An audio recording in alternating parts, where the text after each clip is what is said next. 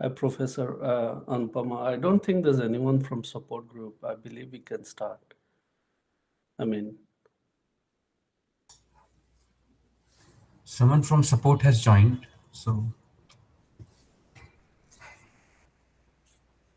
we cannot hear you, ma'am. Oh, you're on mute, Dr. Yeah, Anupam. sorry. Yeah, I don't have the enrollment details. Do you guys know roughly what is the total number of people in the course? Should be around 101 is what. 101. Okay, so we have 35 people on the call. Maybe we'll give 3 minutes. Once we have 50, maybe we can, or if in the next 2 3 minutes we don't have 50, we still get started. Sure. Oh, okay. we have a WhatsApp group. It consists of 83 members. Okay. Yeah. Can you just post the message that the live classes has started? Sure. Thank you.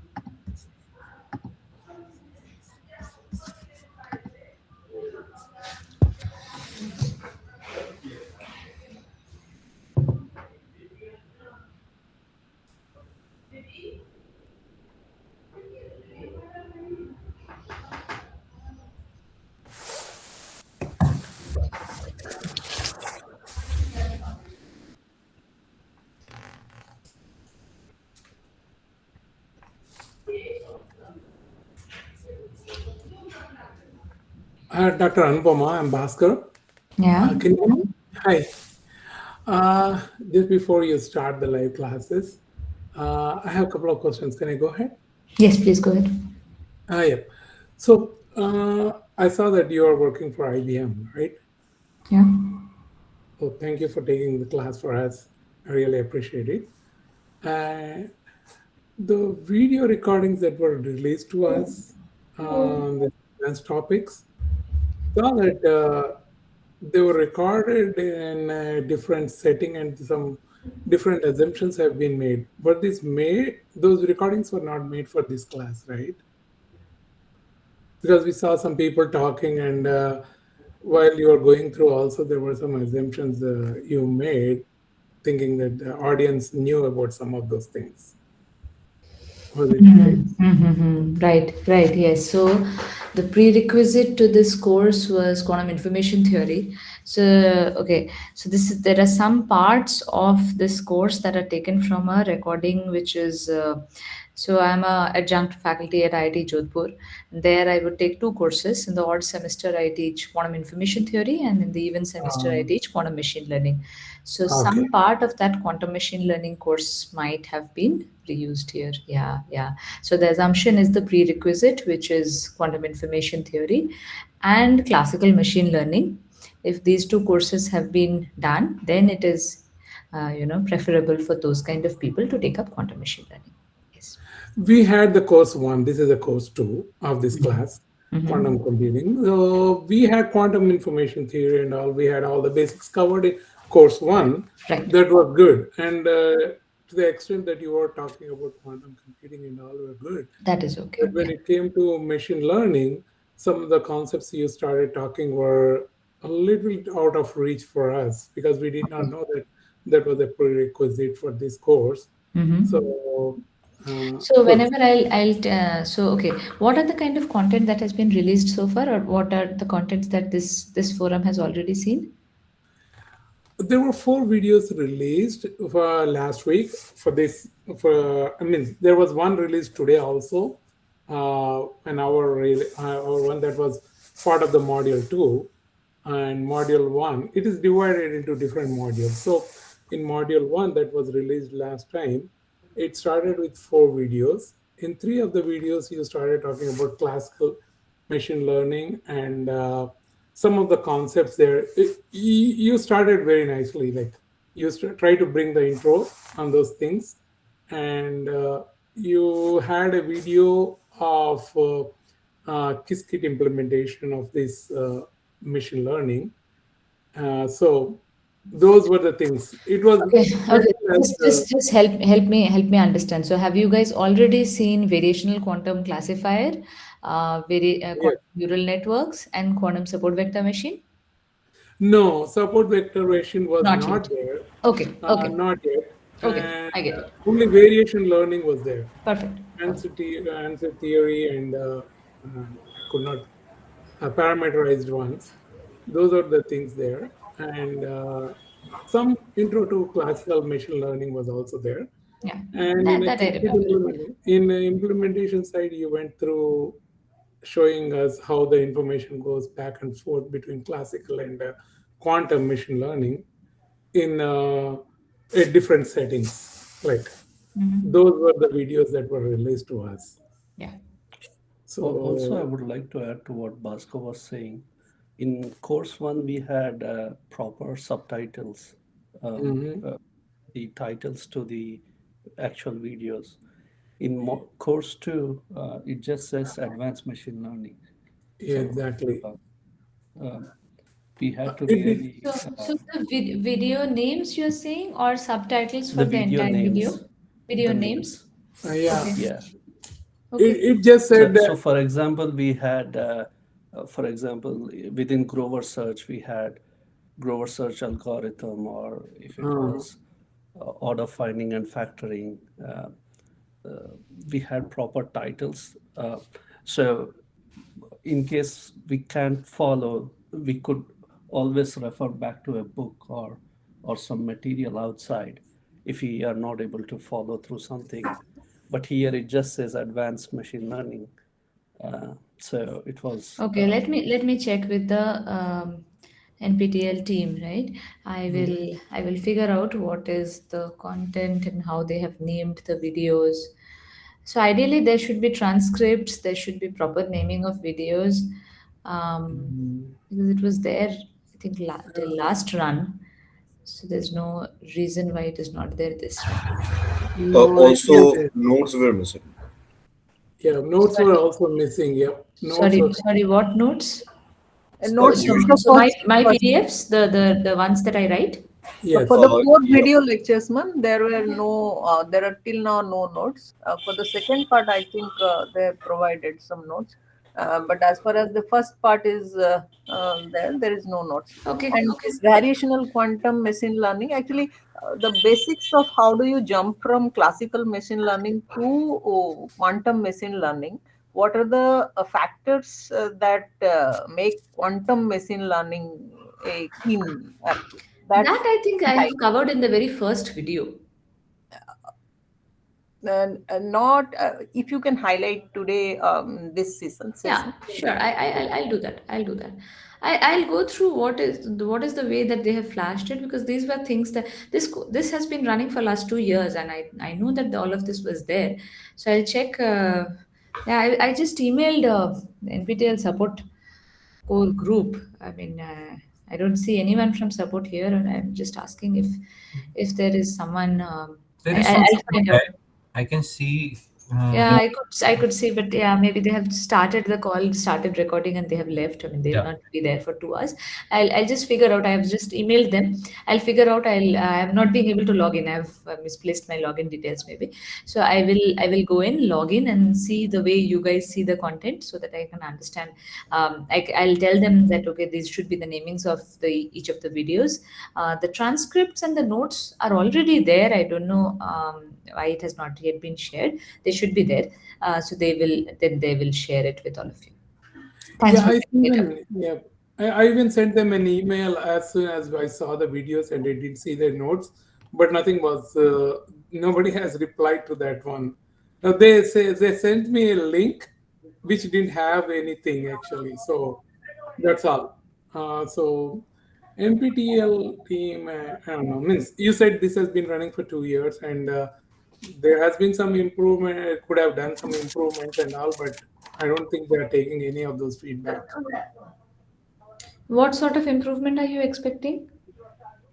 Improvement in the sense that some like adding the notes and naming conventions, and also Adding what notes, exactly. all of that was there. I don't know why they have missed it. Putting maybe there's some miss this time. All the PDFs. So whatever I write, right? Yes, In the class, all of that I save as PDF and send them. So it's not just the video; they have all the PDFs. So maybe they have just missed uploading or something. So I'll figure that out. That you should. and also the Qiskit program that you were showing up, the program, and Mhm. that code is also not there, I think. Oh, okay. So all basically all the attachments are missing. I Yes, get it. Mhm. exactly. Sure, And sure. also, like somebody was mentioning that naming convention was hard, and so some of Maybe these they had things to were move from some portal to portal and they have lost all that. But I'll follow it. I'll follow no it. problem. Also, we saw that What is Kubernetes. the Yeah, go ahead. Sorry. no, I just had one question. So what is the textbook that we need to follow for this quantum machine learning? Because Nielsen Chuang doesn't have any No. topics on quantum Nielsen machine. Chuang is about quantum information theory. It's not for Okay. quantum machine learning. Practically, quantum machine learning has one book, which is by Maria Schuld and Petrosino, but that book is covering only supervised quantum machine learning. Quantum machine learning is a very nascent field. It's not a field Hmm. that has been established 40 years ago that you will have a lot of textbooks. In Yeah. fact, 3 4 years ago, I was asked to write a textbook. I've not been able to write a book. Maria had written a book, and that is there. So you can follow Maria's book. Quantum machine learning is a developing field, right? Now, as this field develops, there is a lot of new algorithms that are being developed. For example, there is a very recent paper that has come up, and in quantum machine learning, there has been a lull for last, I think, 1.5 years. There were no new novel research algorithms that have been produced in the field of or advancing the field of QML. Finally, after 1.5 years, there's one paper which is very good that has come up recently. So this field, because it's still with researchers, it's still developing. You will have to rely on research papers after doing this initial course, right? This initial course will cover a bunch of algorithms, so you will go through you'll start from variational family. So you went through variational quantum classifiers, basically variational quantum algorithms in general. Then you will look at quantum neural networks. You'll look at quantum support vector machine, which is a very remarkable achievement in terms of algorithms or alignment, moving this QML wheel. Then you have quantum Boltzmann machine. You have quantum GANs. I think I would, yeah. So these are all the supervised algorithms, and then I would also cover an unsupervised algorithm, quantum K-means. This is from Kerenidis, Kerenidis, that group. Uh, and with that, I think this course, these are the sort of algorithms that will be covered in this course. Now, after that, there are a couple of new algorithms that have come, very few, but the recent one is just, I mean, it's not even weeks old, right? I think it is Yeah. less than 10 days old that paper has come up. There are a bunch of fault tolerant quantum ML algorithms Yeah. that have been existing way before.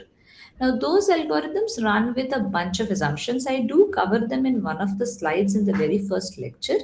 And I can actually give you guys that perspective since QC70 also asked for that. But let's run it this way. Maybe I will take up all your questions for the next 20 30 minutes. Once we have exhausted the questions, then I can give you guys an overall perspective. Or if you want, I can give you the overall perspective first. Maybe that answers a lot of the questions, and then we can take up questions. So I can, but if I start presenting, I'll take around 30 minutes. So yeah, whatever you guys want.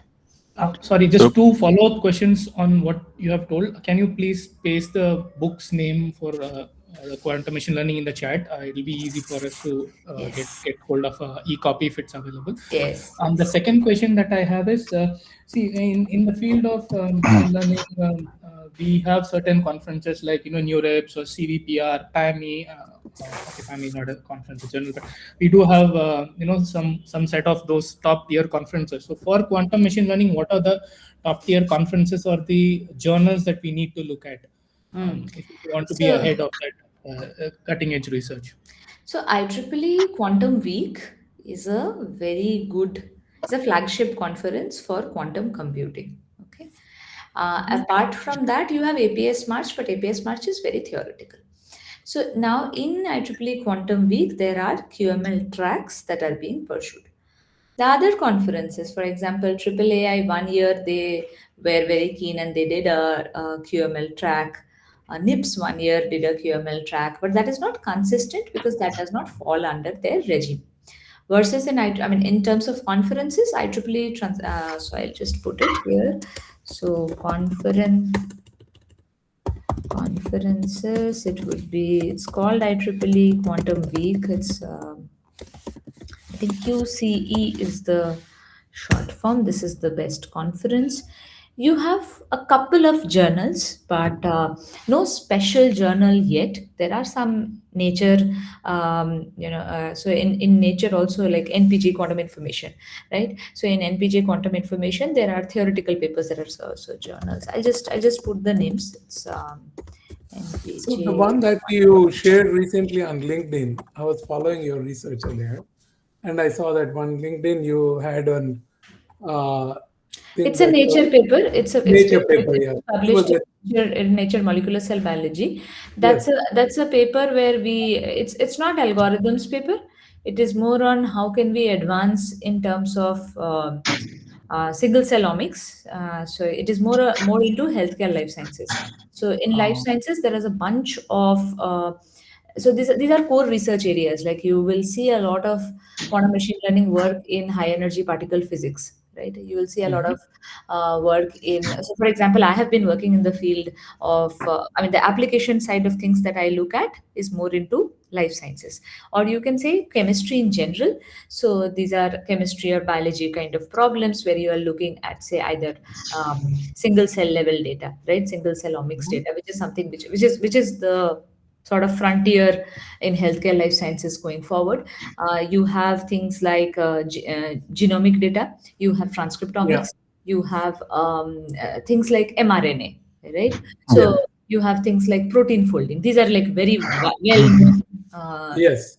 things, right? So there's a lot of possibility of applying quantum simulation algorithms or quantum machine learning algorithms for these applications. So this paper, the Nature paper that you see, it's actually a very old paper. It finally got accepted and published, but Oh, I see. this I mean, Nature journals take a very long time to get reviewed and all of that. So this work, I mean, there are this work, you'll see there's a lot of things in that Nature paper.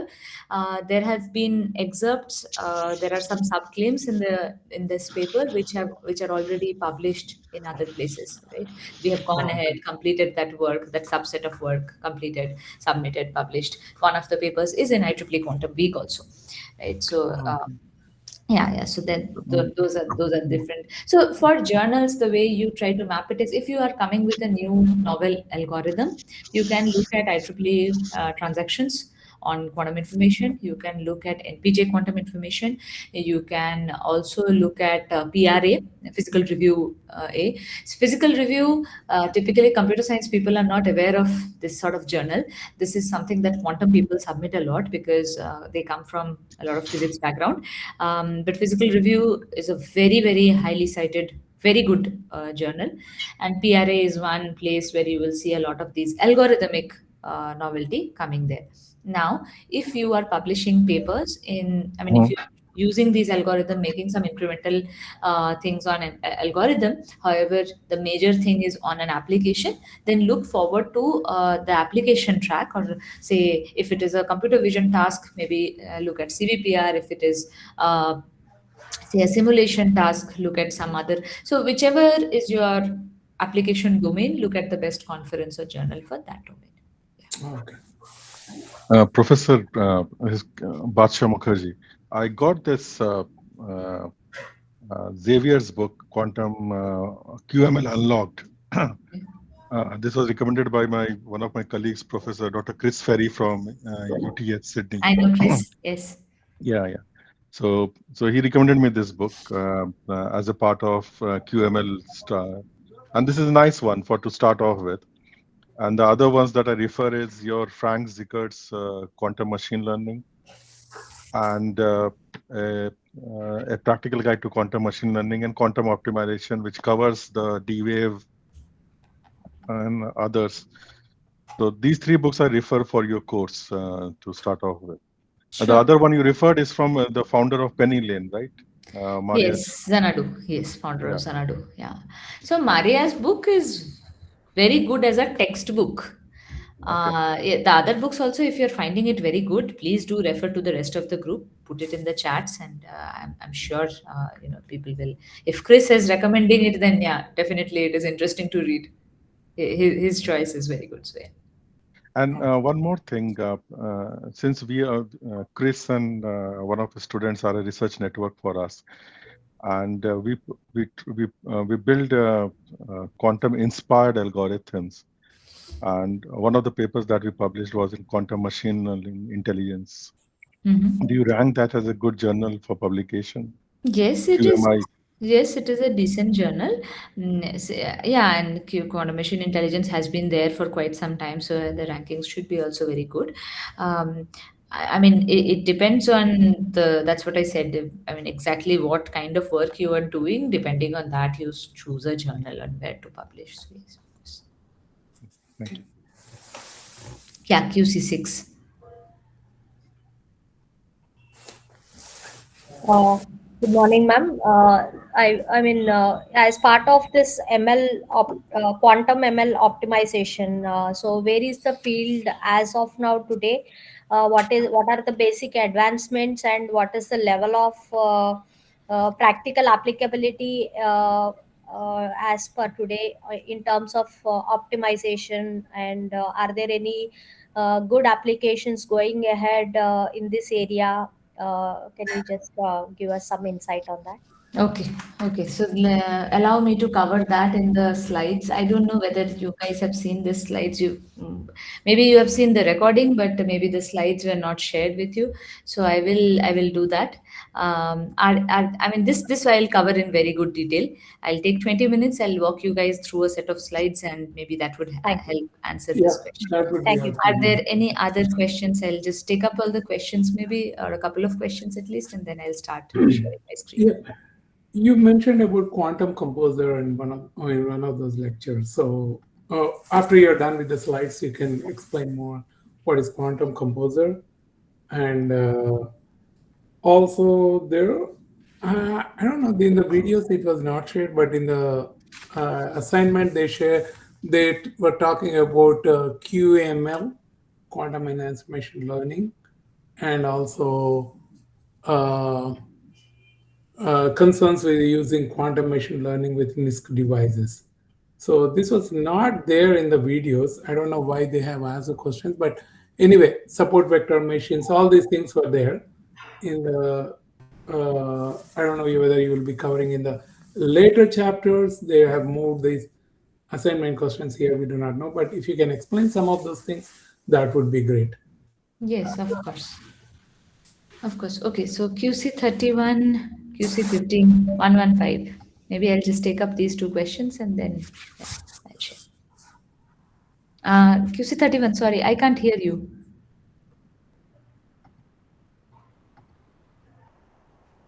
Professor, am I audible? Yes, now you are. Yeah. Hi, Professor. I'm Krishna Teja. Professor, I know this part of the module is centered mostly around quantum machine learning. Can you also give me insights about the applications in cryptography? Because Okay, it's a full blown course, I'll try to answer the question, but yeah, that is not covered in this course. I'll try to help you with what are the kind of things. I can also point you to a course. So Shweta, if you know Shweta Agarwal, she's now in IIT Madras. She's a very good person for crypto. So in so basically, if you hear this term post quantum cryptography, that is all classical. Okay, it's not quantum algorithms, it is classical algorithms to combat cryptography. There are a couple of researchers in this area in our country. For example, Shweta Agarwal, who is a faculty. There is Shikhar Patranabes, I mean, very, very well known. These are very, very well known researchers across the globe who are Indian researchers available here who are working on in this area, developing new quantum algorithms. So as we develop the quantum computers and the power that we bring in from quantum hardware and algorithms, you know the kind of threat that is there in crypto. Now, in order to make these cryptographic protocols more sound, there was this. So NISC did this, I think it was 7 years ago, where they announced that, okay, we'll award the best protocols. There were six out of them finally chosen, and four out of which are from IBM Research. There are these protocols, and the good part of quantum is if you can use actually quantum entanglement, it is very hard to copy information from between, right? So in some format, all of these algorithms are using quantum entanglement in order to create these cryptographic protocols. There are a bunch of, I mean, applications, you know, right? What could be the possible applications? What are the kind of protocols that exist? I can give you links to that. We will not have anything shared as of this, not just the quantum machine learning module, but this entire code program. I don't think they have a cryptography course, but there are some very good cryptography course. I can put in the links for them. Yeah, or maybe drop me an email. I'll definitely send you or share or get you in touch with Shikhar or Shweta, and you can go ahead and discuss with them. If that is your area of research and you want more help, you can please talk to them. They're the one of the very highly cited researchers in this area. So, Thank you. Krishna, actually, they were mentioning that they haven't updated other modules yet, but I think there was some cryptography modules were also shouldn't be there in with us, but it may be one module. There is a full course from NPTEL on cryptography. I think it was taken by Professor Shweta Agarwal. yeah, Shweta has a course. I can tell you the course details also. Yeah. Shweta takes a full course. That course has a significant overlap with, say, it course starts with basic quantum algorithms like Grover, Shor's, phase Yes. estimation, and so on. And then after half of the course, she goes into crypto. But even if that is, that is something that you have already done, and you want to talk about latest research, or you are working in that research area and you have algorithms that you want to jointly create or get her reviews from, please feel free to reach out to her directly. Sure. Okay. Thank you. Okay, there's one more question. I'll just take this again, last question then, and then start sharing. Please go ahead, Shine. Good morning, ma'am. So I have a couple of questions. The first set of questions will be related to the videos that were shared. So I watched the videos, and these are the questions that I had. They are so I kind of have difficulty in understanding how are the loss functions represented in terms of quantum circuit. Are they represented in the PQC that was shown in the circuit? So that is one question, and the other is like when we are encoding the input data uh, into in terms of quantum. So, for example, if we are using amplitude encoding, then what my understanding was that if there are n qubits, then there will be in total 2 to the power n total data points that will be encoded. No, Okay. no features. Okay, so you had two questions. Let me help you understand. So the first one was the loss function encoded as parameterized quantum circuit. How is that possible? Parameterized quantum circuit is a circuit, right? Are some qubits, some information lines flowing out of these qubits, gates applied on these information circuit to transform the state of the qubit, right? That is a parameterized quantum. That is a quantum circuit. What is a parameterized quantum circuit? Now, these gates have some parameters, and these parameters could be trainable. What is a loss function? Loss function is a mathematical function. It could be a y equal to mx plus c. It could be it could be say x minus x bar by 2, something, or cross entropy, some function. That function is a mathematical function. That function is used to change the parameters of the quantum circuit. In a way, you say that, okay, what were the parameters of my quantum circuit? I had a qubit, I had an information line out of it, I had a gate which was a rotation gate, where I said rotate my qubit with an angle of 90 degrees, pi by 2, right? So now my parameter is pi by 2. I am saying this loss function, that mathematical function, will flow back and will alter my rotation angle in some way to improve, say, or to minimize the x minus x bar, right? So my outcome with the loss function, that I am using to manipulate the parameters of the circuit, right? So the loss function could be anything. Loss function could be something that you use in your classical machine learning. Is a cross entropy, anything, right?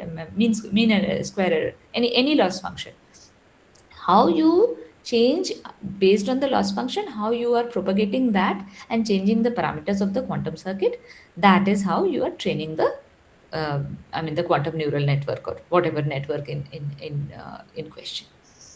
Second question, if I remember it correctly,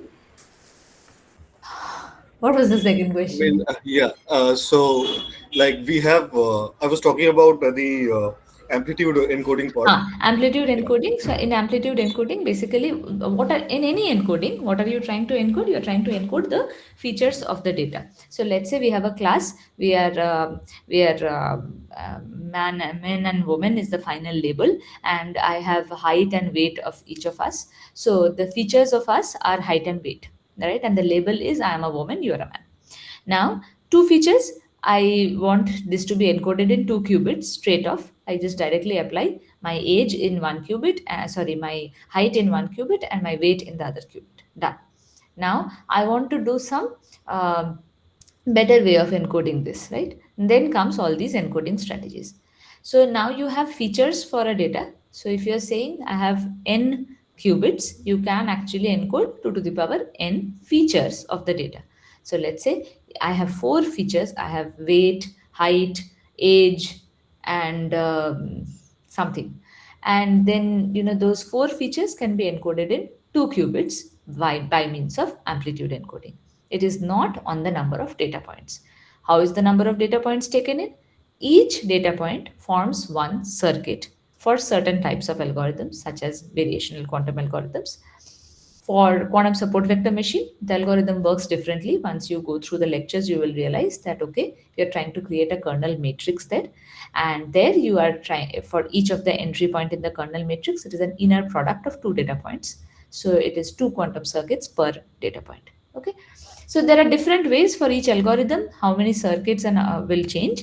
But the number of circuits typically is a reflection of the number of data points, versus number of qubits is a reflection of the number of features. Now, for amplitude encoding, it is n qubits to the power n features. Maybe for something else, it could be directly equal to the number of features, and so on. Okay, man. Yeah, so classically we have n cross n matrix, m the number of data points and n is the number of features. Then quantumly there will be n qubits and m circuits. No, quantumly depends on the type of encoding algorithm that you use. You can come up with some better algorithm wherein you can theoretically 1 qubit, in 1 qubit, you can pack as many number of features as you want. Okay, Okay. because theoretically a qubit can be in the state of 0, 1, comma, all possibilities, all linear combinations of 0 and 1. So the state space is very large. So that that as big as the state space, that many number of features you can actually pack in one single qubit, theoretically, Yeah. right? Now, when the engineering challenges come, as we have so many features, and when we are overpacking these features into the same qubit, the qubit sometimes is not able to understand, because we are not able to get that generalization in terms of the Hadamard's that we apply. and we are not being able to make it understand all these features. That's why we are saying that, okay, can we have more qubits and do a one-to-one mapping that works best, right? Then we say that, okay, one-to-one mapping works best, but it's very costly. So now let me try to pack more information in less number of qubits, right? I still have the same amount of information. I'm just shrinking the number of qubits and saying I want some sort of packing, information packing here.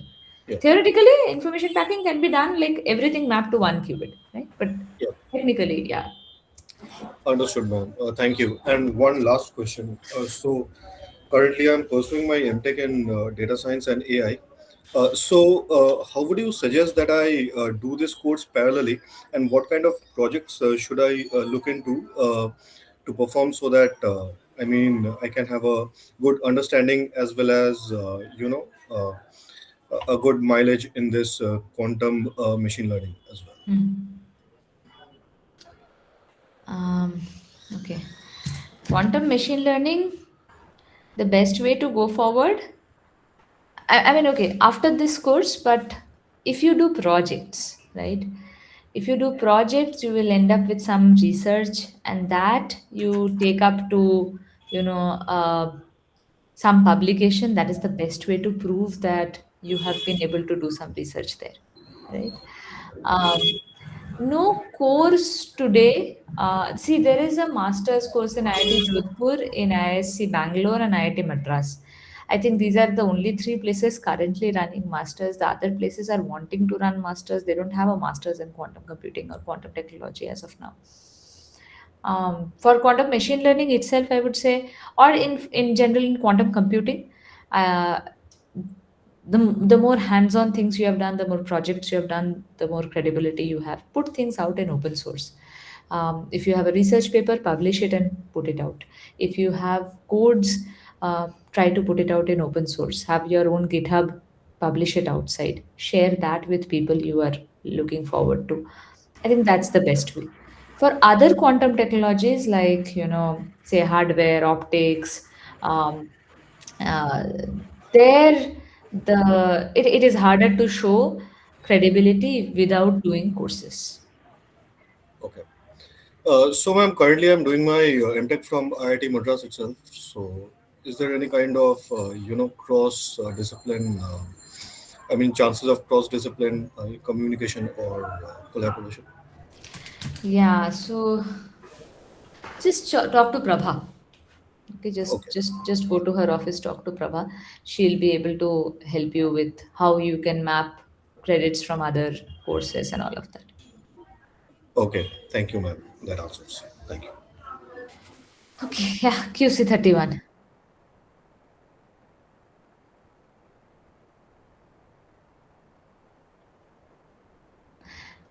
Okay, so maybe what I'll do is I see there are what is quantum composer and some other questions, two hands were pending. Maybe I'll just pause it because we are 45 minutes down, and I'll go ahead and present this content. So first tell me, maybe this is the content that you should have seen the very first week. Have you guys seen this content, this set of slides? You've seen this, right? No, No, no, no. No. no. Okay, so let's give me the next. I'll try to be as quick as possible. Please hold By on the your way, I question. don't think this session is recorded. So This session is recorded. I think it was being Is recorded. it recording going on right now? Yeah, it is being Yeah, recorded. it's being recorded. Yeah. Think Yeah, it's recording recorded. is going on. So okay, so let me again go ahead and share. So what I'll do is I'll send this content also, this recording might be useful for you guys. Um, just hold on your questions, make notes of your questions. Let me just complete this deck, and then again we'll open the floor for questions. Because if we start taking questions in between, maybe some of the questions I'm going to answer in the next slides, and unnecessarily we'll take more time. So maybe just hear me out. I'll try to be very quick, and then I'll take all the questions in the end. Yeah. Thank you. Okay. So what are we going to cover? This is I thought that this was the first lecture that you would have Actually, seen. yes. So this is why quantum machine learning. Why are you guys here? Why are we talking about quantum machine learning? What is it? What are the key focus areas? Some key results from QML applications. What are the current challenges? This is very important for researchers. Many of you here are master's PhD students who would like to know what are the open research areas, where do I put my energy on, and then we'll open the floor for questions. So, why quantum machine learning? A lot of people come up with, machine learning is enjoying its success with all these GPU clusters and neural networks doing a very good run. And quantum is going to be the next big thing. So maybe let's invest ourselves in quantum machine learning. I don't, like to appreciate that philosophy. I would say why were people like me interested in quantum machine learning? Because we genuinely see that there are so many things in common. There are so many things to advance, and there are important problems that we can potentially solve, which we are unable to solve properly using classical machine learning today. And quantum can take us to open those gates for us, right? I will try to percolate this message and why I think so, and hopefully at the end of this course you guys will resonate with that idea that okay, why this is not just a buzzword that we should do, but there is actually value, and there are actual algorithms, and there is potential for us as researchers to invest in these algorithms and develop them. So there are different schools of thought. There are one school of thought which treats quantum computers as AI accelerators. It's not completely wrong. It is true. Quantum machine learning extends this pool of hardware for machine learning by an entirely new type of computing device, which is our quantum devices, right? Now, linear algebra is the core to both, right? And when I say this, so if you look at the kind of algorithms that are being developed in machine learning, the kind of algorithms that are being developed in quantum machine learning or in quantum computing, they all have they are all doing some matrix multiplication, some matrix product state, some algebra is going on, and it is sort of the core component for all of them, right? So if you are strong in linear algebra, you are here, right? In quantum computing, the major debate is that okay, these are noisy intermediate scale devices, these are noisy devices. When will fault tolerant computers come? We get these kind of questions that what is a logical qubit? How many logical qubits are there today? No one has a logical qubit. It has been so many years. Why is that so? This, that, and so on. So noise is a major problem. And if you look at algorithms like quantum simulation, if you look at areas like quantum optimization, noise is really a big problem. That the kind of results that you see in a noiseless simulator versus in the noisy hardware, there is a gap, right? And then there are error mitigation algorithms that we use to mitigate that gap, right? Reduce that gap. What is ideal is error correction algorithms. What we mean by error correction is in real time, when the error propagates or when there is error in the quantum device, in real time, there should be something like a decoder which catches the error and then decodes it back. So corrects that error. That is called error correction. That while running the circuit itself, we should have this done. That is error correction. Error mitigation, on the other hand, is I know there is error, let the error run. I cannot do anything while the quantum computer is running. Let that happen. And as a post processing routine, I'll come back and I'll try to mitigate that error. That is error mitigation. Okay. Now for machine learning, this is I'm talking about classical machine learning. You have looked at things like GAN, right? So Ian came up with this algorithm in 2014 called GAN, wherein he started hallucinating from noise. So generative adversarial networks start from noise, right? So you know that okay, from noise also I can try to identify patterns. Another example, in classical machine learning, whenever you guys have been training and testing, say on some data set, if you train on that same data set and there is not much variability, and you test on the same, you see a very good result. But often you see overfitting happening, right? That as soon as there is a slightly different distribution in the test data set, some new test data comes in, your algorithm miserably fails. Although there was a 90%, 100% training accuracy, the test accuracy goes down to 50%, 60%. That means there is an overfitting. It is overfit on the training data.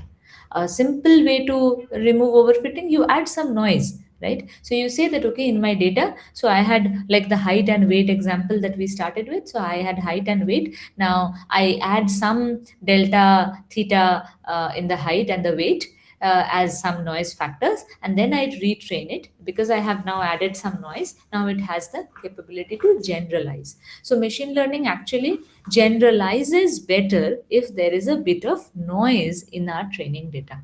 So noise is actually a friend for classical machine learning. And once you start working in the area of quantum machine learning, you'll be able to appreciate it with me. And going forward, we are going to see examples also that there is not a huge gap between your simulator and your QML algorithms on hardware, right? Unlike your quantum simulation algorithms or your quantum optimization algorithms, where the gap is huge, here the gap isn't that huge, right? Because noise is a friend for us. Now, the fourth point is there are multiple goals. So now, when we talk about quantum advantage, often people say quantum advantage is when I can run some things faster in quantum. Okay, but not the only case. I would say you have to run something faster or better, but reliably in both cases.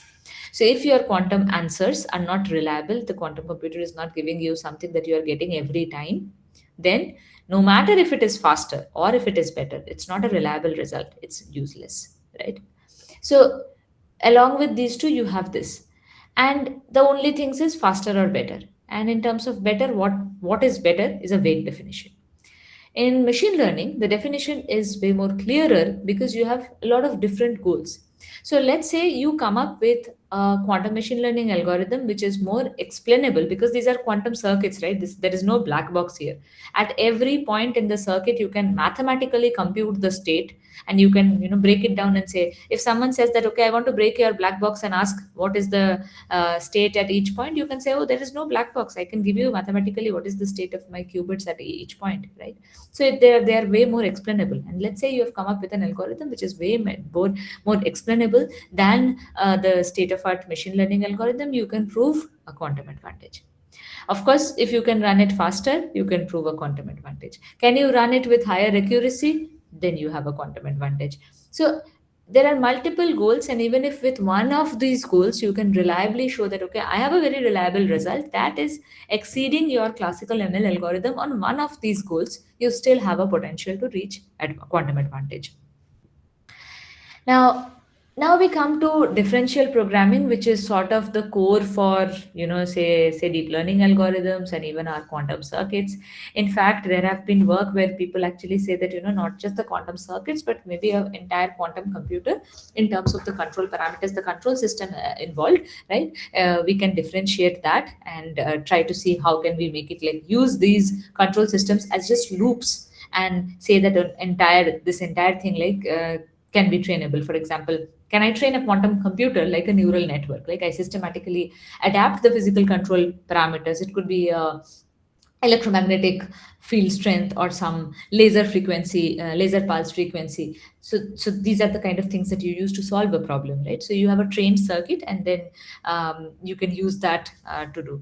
Then there are several other examples. For example, people have shown, I think I should also have, yeah. So okay, I had it, yeah. So there are examples where people use this trained circuit to classify images by content of images, by encoding the state into a physical state of a device, and then by taking measurements and so on. So there are a lot of reasons why you people are pursuing this area, and it is not just a buzzword, right? I mean, why is this buzz created is where we need to navigate through this cloud and reach the actual terms, and these are some of these actual examples. Now, this diagram you would see in Maria's book also. So if you just divide that, okay, this is the type of data and this is the type of algorithm. So if you have classical data and you're applying classical algorithms, that's the classical machine learning workplace. You have classical data and you apply quantum algorithms. This is largely where we are going to talk about. If you had quantum data and you're applying classical algorithms, that is another space within quantum machine learning. And the holy grail or the best space or the potential quantum advantage if you have quantum data and you're applying and you're being able to apply quantum algorithms here without the need of quantum RAM. Today, the problem here is that you don't have quantum RAM, so you're not being able to store quantum data, right? But yes, I mean, there are sensors that are generating quantum data. Can I actually have something and, without destroying the quantum information, I can still run algorithms on top of it? This is going to be a big thing then. So that's the kind of thing that we are going to discuss, and I have just mentioned here the book, and where you have this diagram and where they talk in detail about this. So there's a lot of quantum inspired algorithm, as people were talking here as well, which is the first quadrant. Then you have, how can classical machine learning help quantum computing? And I can give you a bunch of things there, how AI or how classical machine learning can solve certain problems in quantum. And this area is actually a very fast growing area. There's a lot of interest in people in this particular area. This course, because it's a quantum machine learning course, this is the quantum machine learning realm. So you will see everything, all the algorithms that we discuss will fall under this quantum machine learning, or this green block. This is actually very closely related to this green block. The QQ is very closely related to here, but we are going to talk about the major challenges. I can have this quantum data, but once I measure it, I lose the states. So what can I do to maintain that, right? And so on. So, okay. Now, what is the difference between classical machine learning and quantum machine learning? I think this I have tried to explain in the class also. So in classical machine learning, the typical flow is you have a data set, you have some machine learning algorithm, and you get out the predictions. In quantum machine learning, just to couple of minor changes, right?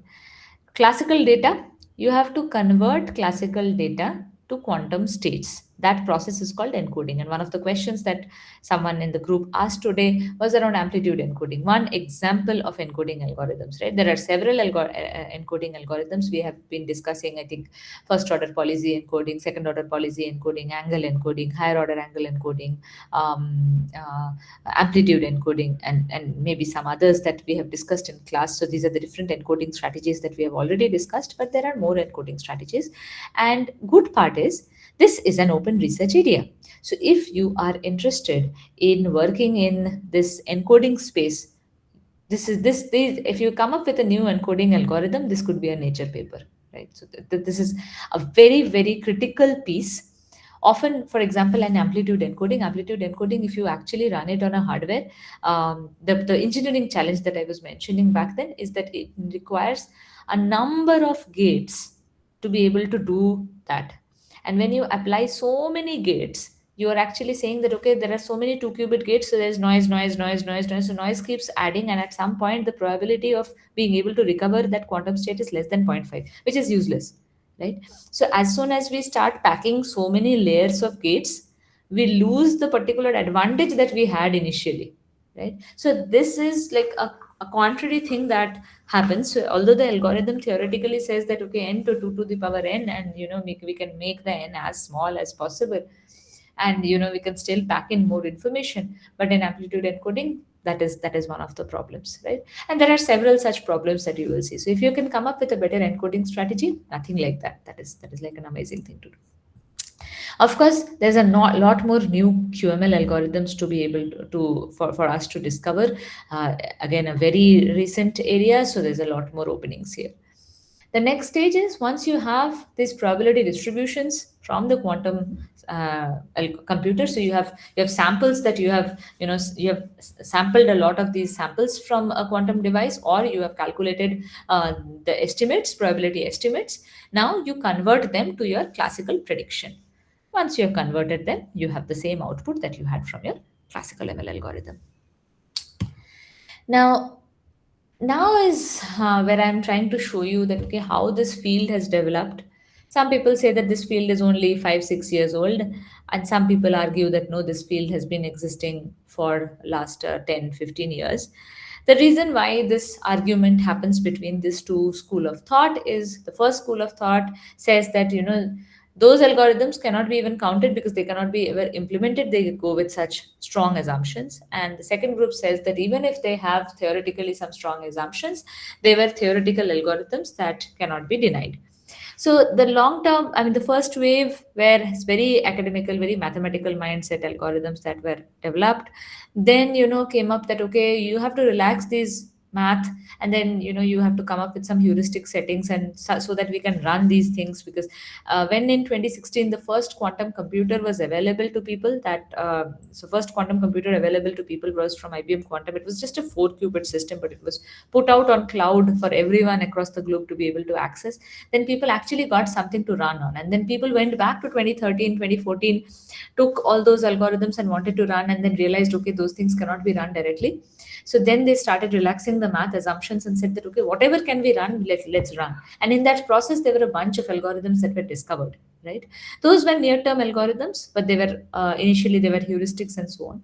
Then came up these tensor networks and a lot of these quantum inspired algorithms. They are not actually quantum algorithms. There are classical algorithms. That's why, but they are like inspired from quantum information theory. That's why they are called quantum inspired algorithm, and so on, right?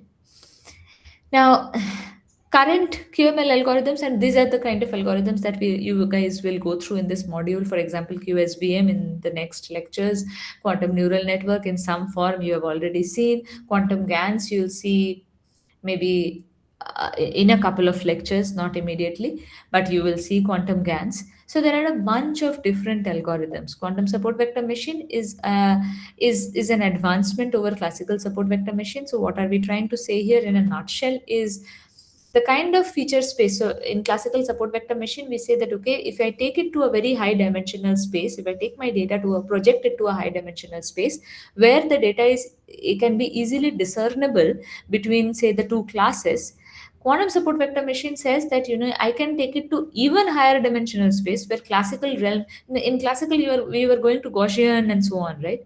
You are not being able to go to some very high exponential or some very high dimension. In quantum, we are trying to say quantum computers can take you to that high dimensional space where this data dispersion is even more easier. Quantum neural networks, very similar to classical neural networks. And you are saying that, okay, this is how you will trade off, this is how you will train the network, and this is how you will do. Quantum GANs, again, the same two components. You have a generator and a discriminator. Maybe the generator is quantum and the discriminator just doesn't need to be quantum. You can have a discriminator which could be either classical or quantum, and there are different implementations of quantum GANs that you can run according to the task in hand, right? So I'll not go into a lot of details today because I just want to give you guys an overview, and you guys will I will work out the entire math in the next lecture, so you will see the entire detail of these maths. You will also see in this course, you will see quantum Boltzmann machine and so on. So those algorithms will also be covered for you guys. But what was there in the fault tolerant algorithm? So just if you want to follow these people, so that's why I've put in the names. You can take notes. Seth Lloyd and Patrick Rebentros. So Seth is a professor in MIT. Patrick is now in NUS. Patrick did his PhD with Seth and Alan Aspuru. So these were the people who were building these fault tolerant quantum ML algorithms. They're still working in this space. They are theoreticians and they have been doing this. But the first time this term was coined was in 2013. In this article that I have put in here, the first time this term quantum machine learning was coined by Lloyd and Rebentros. It's almost more than 10 years now. And they have been doing a lot of research. While this slide is not like an exhaustive representation of all the algorithms, but this was like full fault tolerant QML algorithm. And broadly I tend to categorize them in three sectors or three buckets, you can say. The first one is where the assumption is that you have something called a quantum blast. Classical blast, right? You have there is an assumption that, let's say, we have a quantum algorithms for basic linear algebra subroutines, or quantum blast exists. So that includes routines like matrix multiplication, matrix inversion, singular value decomposition, and so on. And it heavily relies on amplitude encoding, by the way.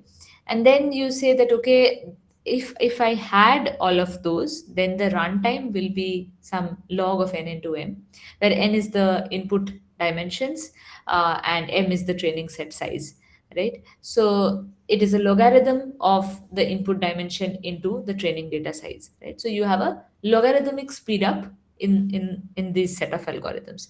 And yeah, the examples of them are HHL. They had a version of SVMs. Actually, they called it SVM. This is this Patrick and Seth Lloyd's paper only that they had in 2013. Then there was a Hopfield neural network and all of that. But all of these algorithms have the same assumption of QRAM is available. That is why QBLAS is doable and all of that, right? And then in this case, you have a logarithmic speed. The second bucket, these algorithms are based on Grover's. So you say that, okay, if let's say Grover's is doable today, Grover's is implementable today, so then you have these particular algorithms that are all there, right? For example, quantum box and so on. Now, what is the caveat? Why can't you run these today? So amplitude amplification is something, as I mentioned earlier, amplitude amplification requires a huge number of gates. So the entire advantage of saying that, okay, things will have a quadratic speed up, you lose it in the noise that you are packing, right? Because it requires so much. So that's a major caveat. I mean, for example, you will see out of these algorithms, the most popular one is quantum box. There's a lot of quantum random walks algorithms. You will still see some of the quantum random walks algorithms that appear, but yes, all of them have this same kind of problem, right? Now, the third category is probabilistic methods. So, in probabilistic methods, again, you are saying that, okay, there is some measurement sampled from classical probability distribution. Once you get that, then you apply, say, different types of algorithms. For example, I will cover some form of quantum Boltzmann machine in the class. I will not cover Bayesian nets because, yeah, I mean, again, you cannot really do this kind of an algorithm. There has been perceptron models that have been applied here and so on. But yeah, I mean, again, these algorithms are all there are some algorithms which are supervised, some algorithms which are non-supervised also, but all of these algorithms have this fault tolerant assumptions that you cannot run properly today. In fact, for the Bayesian net, you have n vertices representing binary features. You have some probability distribution, and the state preparation and amplitude estimation, these two steps itself grows exponentially with the number of parents in the graph, right? So although it is quadratically better with respect to the probability of observing an evidence, but because it grows exponentially, the depth grows exponentially, so it is not really useful, I mean, today, right? Boltzmann machine on the other side is very qubit efficient. And that's the reason, you start with probabilistic quantum model, then in a non-entangled product state, you rotate each qubit, and then you have these product distributions that you construct with mean field approximation. But there's a lot more to tell, and I will actually discuss this entire quantum Boltzmann machine in a full class. But there are a bunch of algorithms. For example, there are hidden Markov models, there are some quantum versions of graphical models, and so on. You can also add a fourth column here, which is more towards ensemble models. They try to create something better, but and you can actually do that. Some sort of ensemble models which are non-fault tolerant, and that's the reason why I don't put it here. And I think I have certain. I think I should have something in terms of ensemble application that I can show you. Now, what is quantum machine learning, right? So there are like a lot of things that encompass here. For example, as I said, there is a lot of quantum enhanced algorithm, quantum inspired algorithm. Then there are applications such as quantum natural language processing, which was something that I also wanted to do for a very large period of my quantum interest was primarily because I was doing classical NLP. I wanted to do quantum NLP. and so on. There are a lot of classical ML applied to, say, quantum control or quantum processes in general, like classical ML for quantum physics, classical ML for error mitigation, error correction decoders, and so on. And of course, quantum machine learning for quantum data. But broadly, in the four places that we have put in, so there is a lot of ML for quantum, right? There's quantum inspired, there's quantum enhanced, and quantum ML for quantum data. Now, in the ML for quantum, now this area has been very largely growing, and this is something that is one of the areas of my research as well. We have been doing ML for quantum error mitigation. We have created ML based error correction decoders. We have worked on ML based so basically reinforcement, used reinforcement learning to come up with better transpilation. What is transpilation? So when you have these quantum circuits and when you actually want to run these quantum circuits on a quantum computer, similar to compilation in classical, you have something called transpilation in quantum.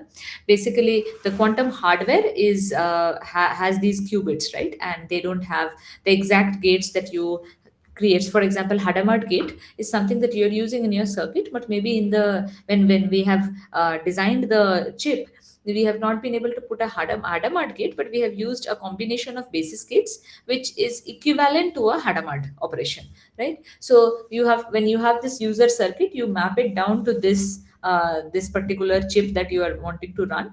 So your Hadamard is going to break down to those particular basis gates. That is one. Then you have layout choice, right? For example, you have a quantum circuit with say 10 qubits, and you have a quantum chip which has say 120 qubits, right? Let's say the latest one that I'm working on is Nighthawk chip, right? So Nighthawk has a square lattice 120 qubits. Now you are saying that, okay, I have a 10 qubit circuit.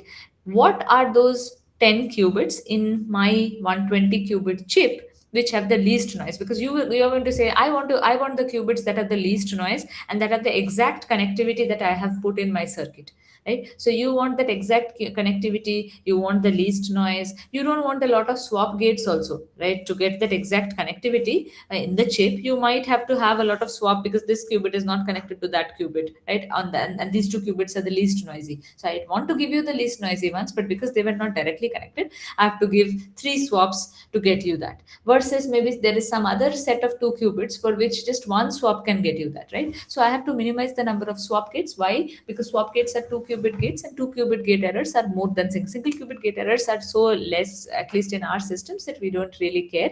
That is not a noise that you have to be worried about. But 2 qubit gate noise is still noisy. So you say that, okay, I want to minimize the number of swap gates. So how you choose that particular layout where you will run, that is also an important thing in transpilation. So transpilation is basically a set of different problems, right? A lot of these problems that you are trying to optimize against. And we have been using something called AI for Qiskit AI transpiler, or something like that we call it. There's a service and you can actually use it and do better transpilation, and all of those transpilation strategies are basically reinforcement learning based. So it's classical machine learning for quantum, right?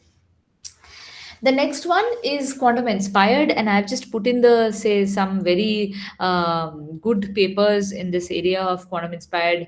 These are old papers, but these are very good. I mean, Biomonte's paper is some very highly cited paper in the term in the area of quantum inspired. These are the first set of study in showing some real advantages, but yes, there is a lot more papers after that also. Then there is quantum enhanced ML algorithm. So here, I mean, we can go on, and this course is all about this particular blob. There are a bunch. I mean, you can imagine of having a quantum algorithm or a quantum brother to every classical ML algorithm, right? People have left and right come up with algorithms, and I'll just show you a bunch of algorithms. For example, this is the paper that I would. This is a 2019 Nature paper. This is the paper that came up with variational quantum classifier and quantum support vector machine, and this paper has been like sort of a signature paper for quantum machine learning because it was the first. Then there have been papers which are talking about how can you train deep quantum neural networks. Then quantum GANs. Quantum GANs was actually not because they were looking at a quantum GAN, but they were actually trying to do how can I do better data loading for quantum circuits, right? So They were actually wanting to use classical GANs as a tool to do better data loading into quantum circuits. And in that process, this algorithm emerged, and that was published by Stefan and group. Then, of course, there's quantum Boltzmann machine, quantum graph neural network. This was Amira's paper when she was an intern here. She was working on power of quantum neural network and analyzing how these neural networks get trained. There's a lot more in quantum neural networks. Quantum autoencoder is from Alan Asperuguzic's team, so it's a very good one. There is a quantum convolution neural network by Iris Kong. It is very well cited. It's a Nature paper. There is also more papers. There's a paper called convolution neural network, um, and so on. I mean, this blob has a very large list. But just I will maybe give you guys a 1 minute on this particular paper, right? And why is this paper such a signature paper? In this paper, when they came up with this algorithm of QSBM, they came up with a kernel, right? So the key thing in QSBM is the kernel, right? Can I give you a kernel that will take you to some space where classically you cannot go? That will give you that advantage of versus classical, right? And they came up with a kernel which is discrete logarithm problem, right? Discrete logarithm problem, as you guys know, is an NP-hard problem. It's a one-way function, so you can go from left to right, but from right, if you know the result from that coming to the left, that what were the exact inputs that led to this is a very hard problem, because there are multiple possibilities of the left that leads to the same right. Right, that's the discrete logarithm problem. Now, what these people showed using discrete logarithm as a kernel for quantum SVM. Now, let's say you have two class classification, right? You had a red class where all these red points were there. You had a blue class where all these blue points were there, and this is how the data were dispersed in the block sphere. With this discrete logarithm, what happened is, with using discrete logarithm as a kernel, all the red points in this red class come down to this plus state, and all the blue data points are getting mapped to this zero state.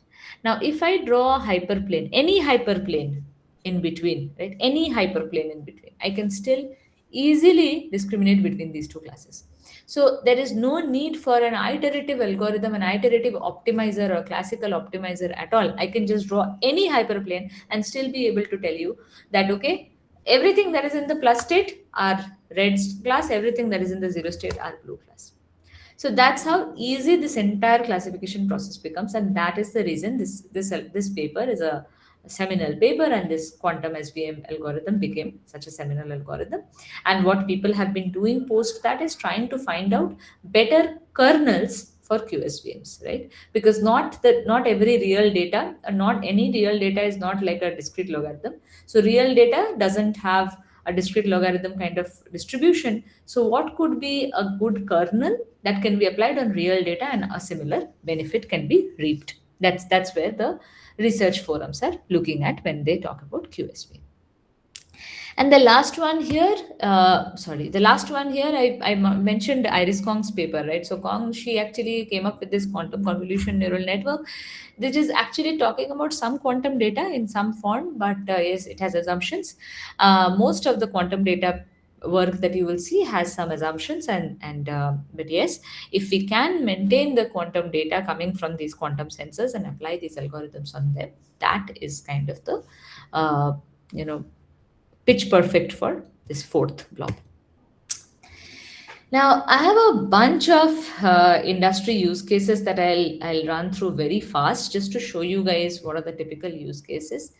This was a paper we did in IEEE Transactions of Quantum Engineering, where we wanted to show people, okay, is there a way? So because what we were showing is that in some parts quantum classical is better, quantum is not. Some places quantum is better, classical is not. So it is very hard for people to understand and think about businesses or big enterprises if they are trying to apply quantum. How can they find out, okay, for what portions of my data quantum will be better, for what portions of my data classical would be better, right? Because I just want the end goal. I just want better results. I don't care whether a quantum ML algorithm gives it or a classical ML algorithm gives it, right? So this paper came up with something called phase terrain ruggedness index, and that would give you that, okay, on this fraction of your data, the quantum algorithm will be better, and this fraction of the data, the classical algorithm would be better, and so on, right? So that was the key big big outcome there. There's a lot more work. I mean, this is something, this is based on a quantum hidden Markov model. It's a time series prediction problem on financial markets where they were looking at credit risk, asset pricing, market volatility, and so on. And I've put in the paper links. I can send these paper links to you guys offline for going through and reading these papers in detail.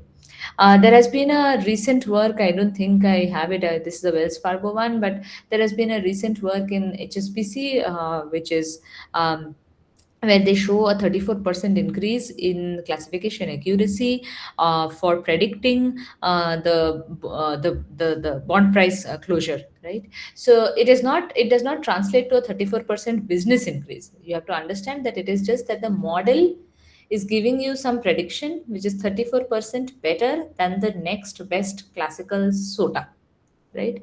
So that is the improvement that the quantum algorithm is giving, and people have been very rigorous in checking that. So it has been checked in different quantum devices and on the same quantum devices along 3 months, so that the same quantum device at different times of the day has different noise profiles, right? So that was done on different times of the day and different days and continuously done for 3 months across different datas and different parts of the same data. All of those experimental results were done just to ensure that, yes, are we consistently getting this, and the average improvement I'm telling you is 34%. Of course, you have some cases where the improvement is even higher. There are some cases the improvement is lower, but the average is 34% increase in the prediction, right? So there are these empirical quantum ML advantage that has started to come. This paper was, I think, end of 2025. This paper came. And yeah, there is this a lot of these things from Wells Fargo and others. This is one of my papers, so maybe I can talk about this one and I can share. This is again published in IEEE Quantum Week. We were working on financial data. I took up Ethereum because it's an open data set. It's easier to work with. It's a small part I took. I just took 3 million vertices, 13 million edges. So it's a problem of anomaly detection. So out of the Ethereum transactions, there are some phishing problems, right, that happen. And we found that, okay, there is 1165 phishing nodes versus the rest, which is around 2.9 million when non-phishing or proper transactions, right? Now, what happens if you use different classical algorithms, and we tried with a bunch of classical algorithms, and these three were the best classical algorithms, and then we tried with some quantum ML algorithms, and we were trying to do a comparison with them. So these the first three algorithms that you see here are the classical ML algorithm, and the next three algorithms you see here are the quantum ML algorithms. And graph convolution neural network was the sort of the state of art on this data set, which was giving you a 0.95 recall, right? Now we saw that, okay, quantum support vector machine implemented on Qiskit was quite close, if not exact, but it was closer to the state-of-art classical neural network, which is DCN. We also had an annular kind of, we posed the QSVM into a Cubo problem. So QSVM has a bunch of different implementations. We implemented is a Cubo problem and then run it on an annular also. And of course, we run variational quantum classifier. Variational quantum classifier, being a linear classifier, still misses out on some things. And you'll see that, okay, the QSVM one is the most powerful among these three. Now, this is just a classical versus quantum comparison, but what we also wanted to go ahead and do is, if I create ensembles, right? So we created a lot of these ensemble combination, and here I've just listed, the top 10 best ensembles. And if you see these four here, barring this one, 3 out of the best 4 have some QSVM Qiskit in them, right? And why was that so? We were trying to analyze that, and if you look at the false positives, you actually get that number. That if you just lay out the false positives, the least false positives in the top 3, you have QSVM Qiskit. The reason is QSVM Qiskit, when you run it standalone, you have the least number of false positives. And why is false positives a big thing? Because we were presenting this work to a lot of people, including RBI and a lot of places. And we know that, okay, false positives is, so for example, you are applying, so you are I was recently in Mexico, right? So I was applying my SBI card, and the transaction was blocked, but my credit card was blocked, right? It was blocked because they thought that someone else is trying to use the card, right? I am okay with it because although it was some inconvenience, I had to use another card, but it's still okay that, okay, SBI stopped it, thinking that there was a phishing happening, right? They stopped it. Versus if they had taken up my money, right, that would be even worse. So you want the false positives to be stopped, the false positives to be minimized. If it is like, you are doing it and it gets stopped, it's fine, but it should not be that there is an actual phishing happening and it was not stopped, right? So false positive minimization is more important than the other sector. So that's why, we wanted to know how it is doing on the false positives, and this was the major kind of thing. So although at an overall rate you see that the classical GCN is better, but you see that okay, QSBM Qiskit is very powerful in terms of reducing the false positives, and that's why these ensemble algorithms made a lot of sense. That okay, if we can use a big ensemble, how far can we reach? Because as an application person, application people only care about the total improvement that you get versus the little advantages that you get. Okay, I would request if one of you are there, please just who has unmuted, please just mute yourself, because later in the recording you guys will complain that there was extra noise. So if someone has unmuted themselves, please go ahead and mute. Uh, Now, in terms of challenges, there are a bunch of challenges and open problems here, right? For example, scalability is a major concern in the QML algorithms, right? Uh, you want to be able to extract one correct sample at least, right? Okay, someone has कचौरी और घी वाले आलू का combination try करके देखना इतना delicious ये लगता है ना कि अपनी उंगलियां चाट के खा पहले कचौरी का आटा लगा You see 20, I think. yeah, I stopped sharing and I muted, right? So okay, let me go ahead and share again. Yeah.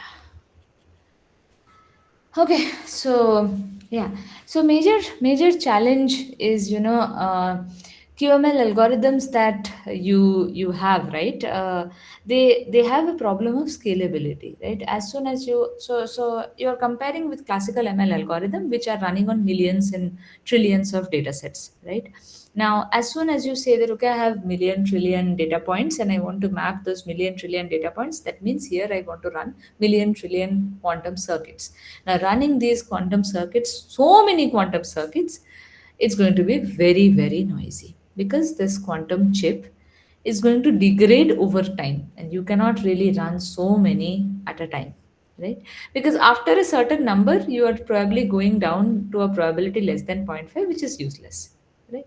So that is one challenge. Second, so scaling in terms of data.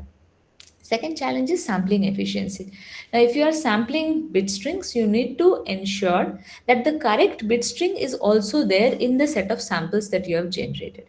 And there are cases where this correct bit string is not even there, right? So if the correct bit string is there, now there are ways, and that's what I was referring to. There is a very recent paper, and I can, it's a much longer discussion. Maybe in the next open office hours, I can try to give it, or maybe in the last open office hours, I'll give you, so that you have already done all the algorithms and you can understand that paper better. So I can give you guys a walkthrough of that paper. There's a very recent paper, less than 10 days old, which has come up where, people are actually saying that, okay, how can I improve my the sampling problem, and that can be potentially solved in QML, right? So that there is one solution that has recently come up. Theoretical grounding, that is again another open problem. So even in the deep learning algorithms, right, these LLMs, how they work, no one knows. There is no theoretical grounding, there's no proof of convergence, there is no verifiability. But in quantum, people will ask for verifiability, right? They will ask for proof of convergence. So if there are researchers in this group who want to work on QML algorithms and come from a proof of convergence point, that is a very good place to do research on. Then there are a bunch of other things. For example, barren plateaus I've mentioned here, but barren plateaus is a problem for classical ML algorithms also, and there have been a lot of solutions that have been proposed for the quantum algorithms. So I think that is something that people have been advancing significantly. But yes, a lot of open areas in AI for quantum, right? Or applying classical ML on quantum. And there's a bunch of work that I also mentioned to you, and I can walk you guys. I have a set of other slides continuing with these slides that use classical AI on quantum. But maybe I will stop here, take up questions, and we can do this. I mean, we can do more if there is interest in AI for quantum. But yeah, I hope this answers some of the questions that people had. If there are more questions, shoot.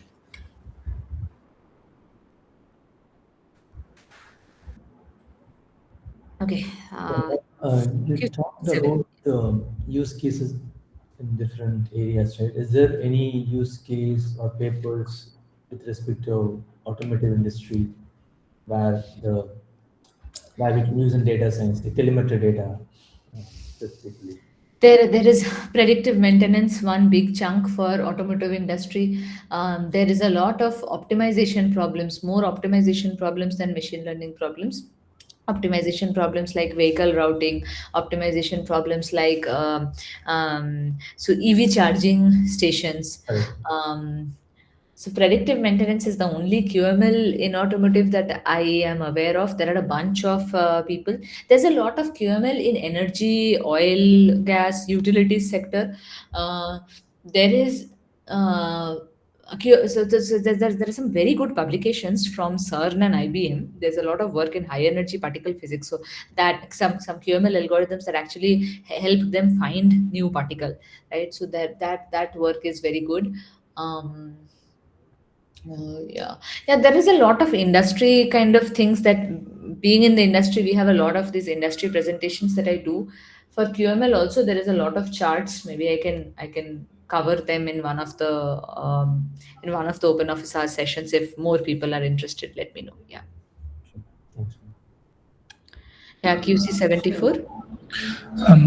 Thank you, ma'am, for the presentation. I have a question which is not exactly on quantum ML, but more on running classical simulations.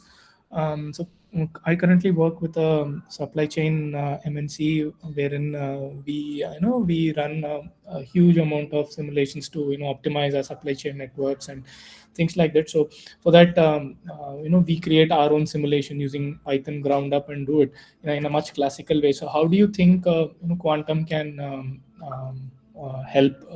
Quantum computing can help in discrete event simulation, to be precise. Okay, so first thing, this is a common, maybe I should clarify this. So when we say quantum simulation and when, computer science people say simulation, it is slightly different.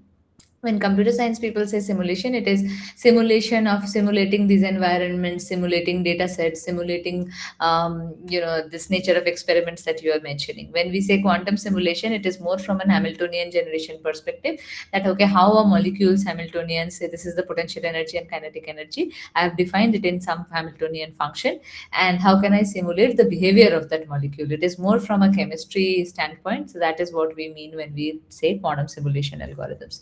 Now, in terms of your sector, there's a lot of work that supply chain people are doing, but they're all optimized. They're mapped down for quantum. They are all mapped down into quantum optimization algorithms. There are a couple of optimization algorithms I can point to you guys. Okay, so maybe I'll try to accumulate all of these in a note and send to the group, or share it with all of you somehow or over email, that what are the kind of papers. So QAOA is one optimization algorithm, but there are some newer quantum optimization algorithms that are coming, and there's a lot of potential for quantum advantage there. Yes. Thank you. Yeah, Bhaskar, QC25. Yep. Hi, Dr. Thanks for that presentation. Actually, like I said, it should have been the first one to go through. Yeah, that was supposed to be the first one. There's some goof up happened. I'll figure out. But that helped us a lot to go back and re-understand. But still, there are some of the things that I have some questions on. So first one was quantum composer. So what was it actually you were mentioning it in the lectures? Quantum composer means what? I'll share my screen and I'll show you guys what I mean by that. Just give me a minute. That screen. You can see my screen now? We still So, see. okay, maybe, yeah, you can see my Yeah. screen. Yeah, yeah. So once you are in the IBM Quantum platform, okay, I have to sign in. Hold on.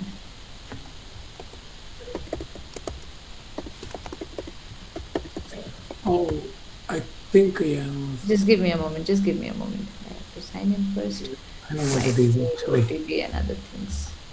So once you are on the IBM Quantum platform, I mean, I don't know if you guys have already signed in. If you have not signed in, it's just a free sign in. So with Uh, your with your registered email, they do check if that's a registered email. And earlier, LinkedIn and okay. Twitter, Facebook, everything was allowed. Now there has been a lot of auditing, and due to audits, we have stopped that. So now you cannot have your Facebook, Twitter, email, and all of that. You have to have a proper email ID, institutional email ID, by which you join this account. So I have also logged in with my email ID, and you see this is a trial account. You guys will see a same account.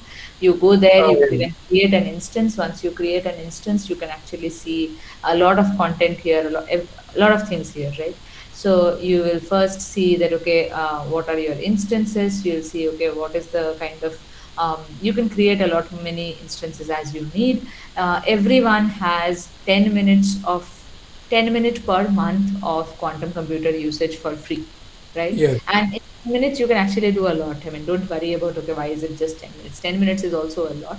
So if you go there, you can look at all the different QPUs that you have access to. um, and let's say I open any one of them, and if you open them, you'll be able to see, okay, how many qubits this machine has, what is the 2 qubit gate error. So I was referring to this, right? That, okay, single qubit gate errors are very low, 2 qubit gate errors are something that we are worried about. So this is an e to the power minus 3, right? This is still low, but yeah, ideally we want this to be pushed to e to the power minus 4, right?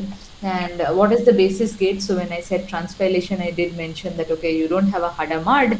Hadamard is a higher order gate, but Hadamard is a combination of some other gates, and these are the basis gates. So you actually, when you do this transpilation, the kind of gates that a Mhm. user defines versus the kind of gates that the actual device.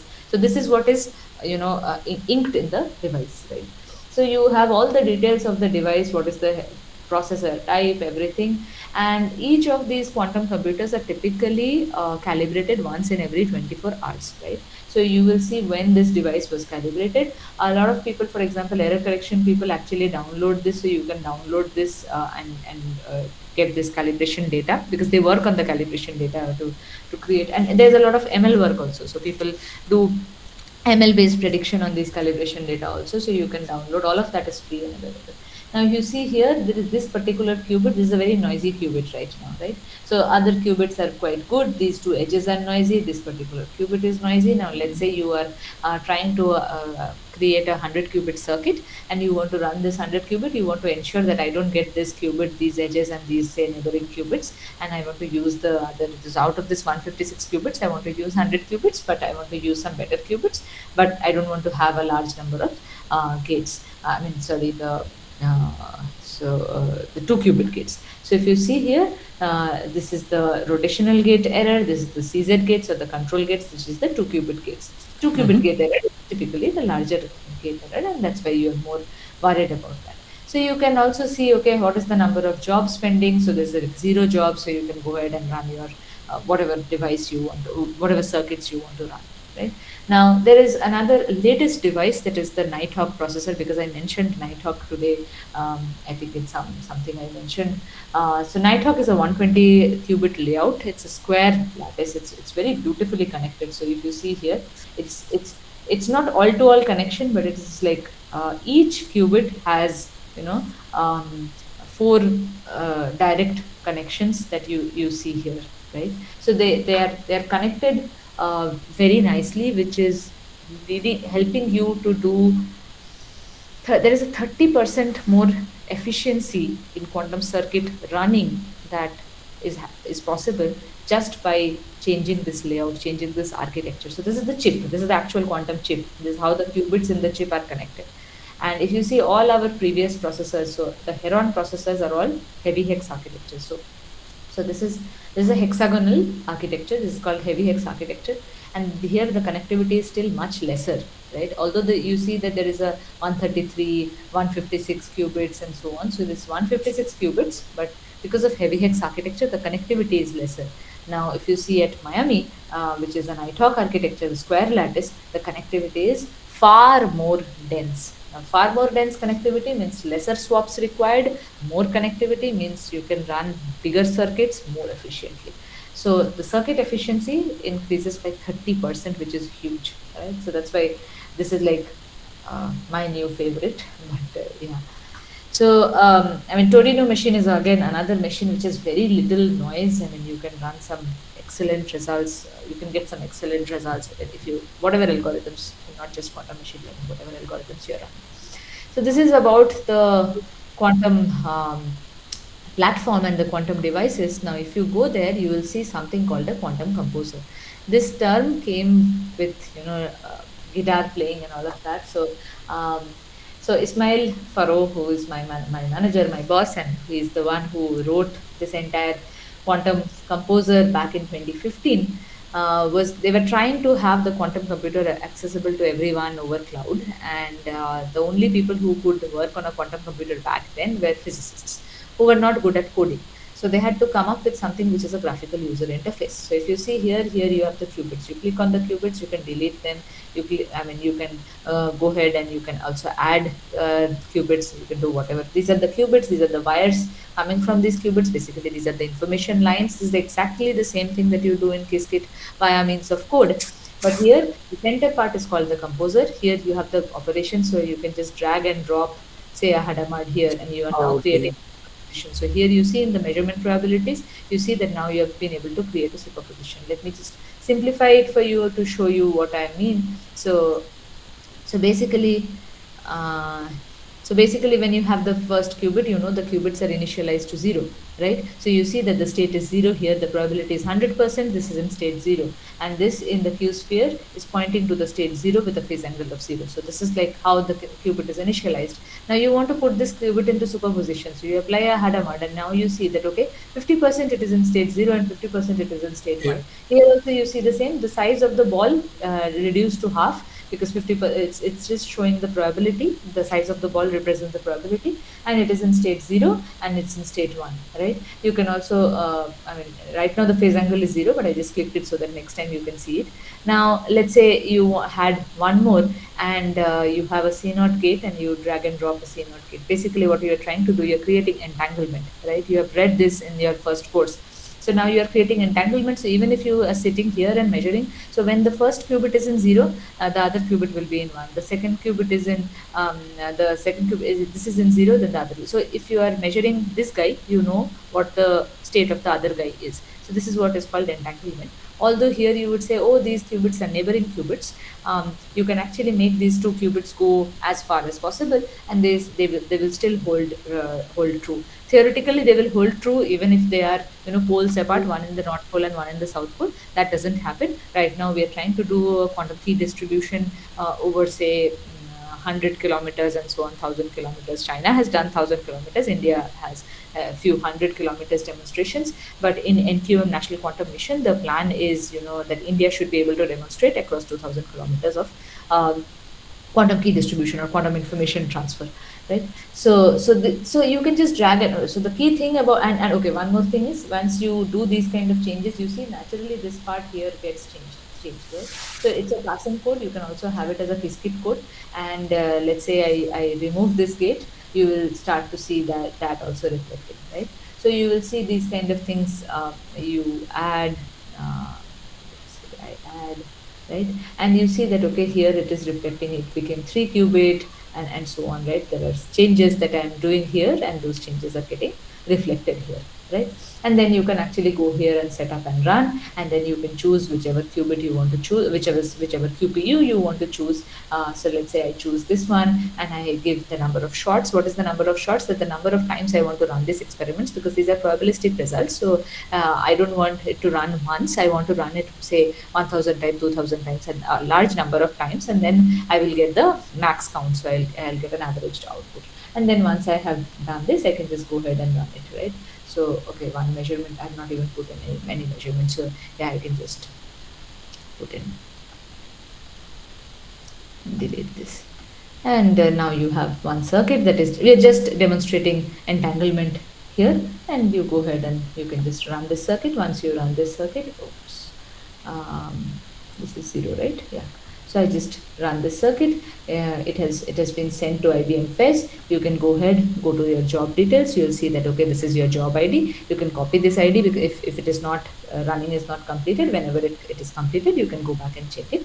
You'll see the status here, the estimated time, how much time it is taking to run, and so on. You'll get all the details of this. Right? You can also get a custom circuit for this. So this is the circuit once it is transpiled. This is the actual circuit. As I said, I applied a Hadamard, right? But it was not exactly a Hadamard that was there in the chip. I showed you the chip of IBM Fez, and you saw that, okay, there was no Hadamard as a basis gate there. So the Hadamard got decomposed to a combination of RZ, a root over X, and an RZ, and then you have a barrier, and then you had this measurements. Right? So you can also see how the custom circuit looks like. So this custom circuit is important when you want to do the transpilation. You can also look at, okay, what was the Qiskit code. You want to run it directly from here. You can also go ahead and download the Qiskit code and run from the Python. So the Qiskit installation that you would have done locally, if you're running from your local terminal or from Visual Studio, whatever you prefer, you can do there and go back and check this job. Okay. Thank you.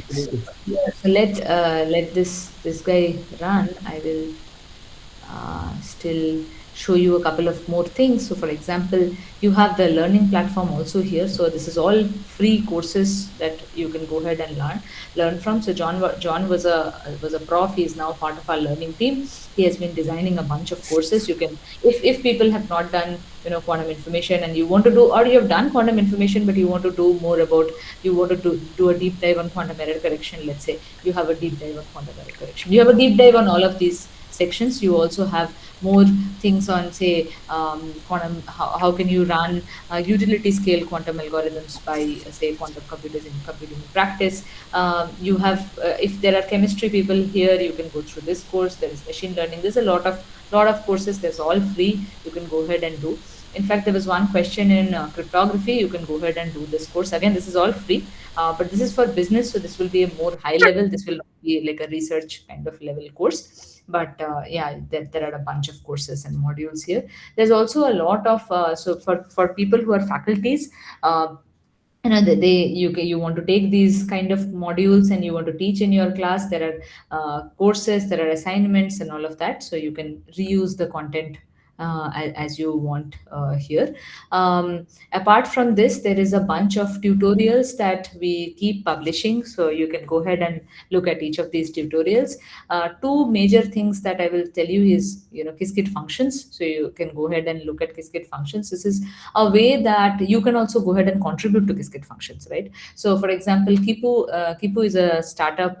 They work on optimizations, and they had an optimization algorithm which they came up and presented to us. They were spending a lot of time here in India with us. We helped them, package it as a add-on, and that it is now part of, it is now an offering from here. So you guys can also contribute there. There's a bunch of Qiskit add-ons also, which are very interesting. So for example, circuit cutting, which operator backpropagation, AQC, multi-product formulas. So there are, and then, M3 is basically an error mitigation algorithm. So there are a bunch of Qiskit add-ons. These are extra things. These are outside of Qiskit. You have a number of things in terms of error mitigation, error detection, and so on. So these are, so for your problem in research, you want to be, you are not sure of which to apply, right? So you can actually create some routine or create an agentic AI system, if you are an AI expert, that goes through each of these, let's say, add-ons, tries them, and then figures out and tells you that, okay, for this problem, this is the best add-on, or this problem, you should use a combination of this add-on followed by this, and these are the parameters in each of them, and this is how your results will improve. So there are a bunch of ideas, bunch of things that you can do. And if you want to read any regarding any of them, just feel free to. So all of this data and algorithms are available, right? Let me just go back and refresh. Is this done? Okay, so this was, so 2 seconds it took to run this circuit and it was completed. You can go ahead and actually see the job results as well. So, oops, sorry. You can actually see the job results. You can go ahead, get this job results in your code and learn more about the circuits and the details. Here you have the same histogram that you were seeing in Quantum Composer. Now, when I ran it on on Quantum Composer on a simulator, you were seeing 00 and 01. You did not see anything here, right? So you saw 50% here and 50% here. However, when you ran it on IBM Fez, which is a noisy device, now you start to see, okay, out of the 1024 times that I ran, 498 times it was 00, and 455 times it was 11, which is around 500 maybe. So it's like 1000 times it was correct. However, there is 39 plus 32, so some 46, 72 times, 71 times it is an incorrect result. So out of the 1024 times that I ran this experiment, 71 times there was some incorrect outputs also coming in, and the rest were correct outputs, right? So this is the contribution to the noise, right? It is a very small circuit, but yeah, I mean, this is just an example of how you can run these things on Quantum Composer, since there is a question on Quantum Composer. But I hope this helps. Thank you so much. Professor, how do you contribute towards those Qiskit add-ons? Is there a Oh, proper yes. procedure? Yes. Please go ahead, and I mean, everything is written there. Yeah, if you have Okay. something that you have already built and you want to be able to contribute it, you will have to find out what is the appropriate place. Figure out if add-ons is the right place, or I mean, whichever is the right place for you to contribute, you can definitely go. So Qiskit is all open source, so anyone can contribute to Qiskit. Okay, so there's a proper documentation that if you Every- have built something on data enrichment, I can go about the approval process and contribute towards it. Everything. Yeah. It's just you have to open a PR, like typical GitHub process. So yeah, it's the same process. Okay, so QC6.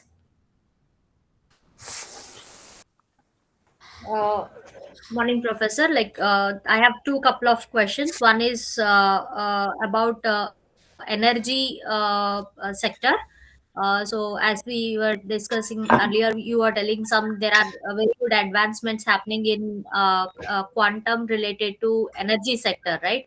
If you have any papers or maybe some applications, can you You please are, send yes. us those links, or anything would be Yes.